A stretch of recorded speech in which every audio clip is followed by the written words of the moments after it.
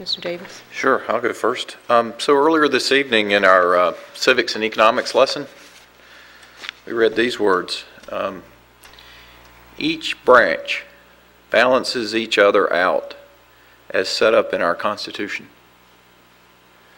It's my belief that the action that the county took last night violates one of the most basic principles that our republic, since its founding in 1787, has been based on: separation of powers and checks and balances. We can't imagine that the president would ever decide how much money we're going to spend as a nation, or that Congress would decide those are unconstitutional.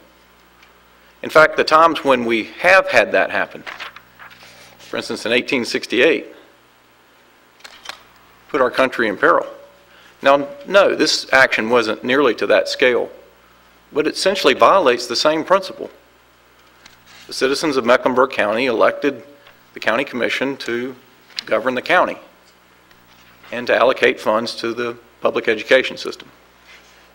Same citizens elected us to govern the school system, and with that, the responsibility for deciding how funds are spent.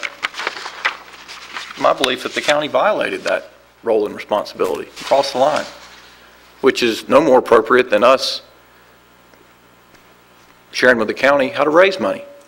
It's not our role. We stick to our role, they should stick to theirs. And in fact, each of us took an oath in accordance with our state constitution to perform those duties, and only those duties. And I think this action violates that oath. Even more, I question the legitimacy of the restriction.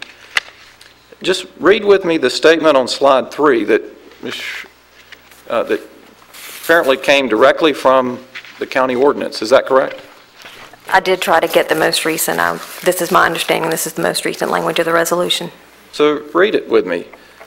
The CMS provides the Board of County Commission with evidence that those funds that are restricted have been used to give all employees a 3% salary increase.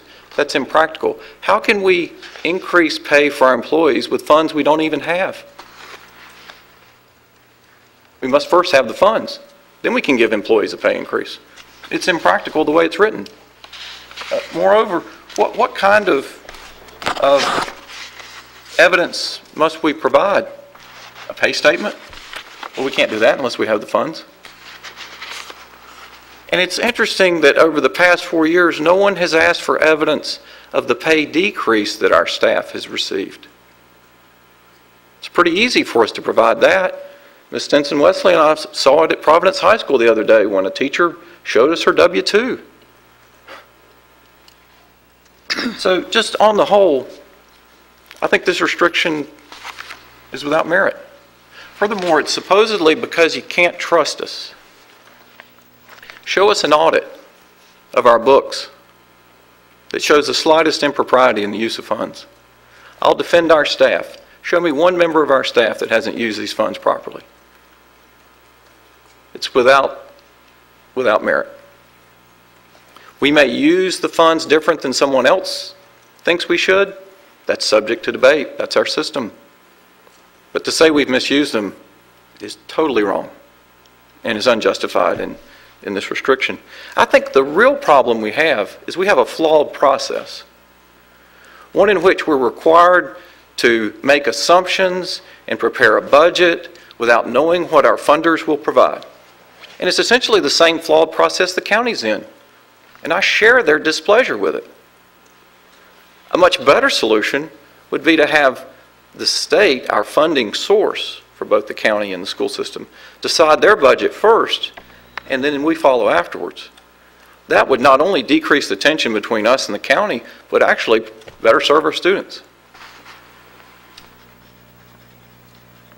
But at the end of all that, the real question that this issue raises, do our employees deserve a 3% increase? That's the ultimate question. And in a town where we repeatedly find ways to fund football stadiums and whitewater centers and halls of fame and other very good and sound public purposes, look what we go through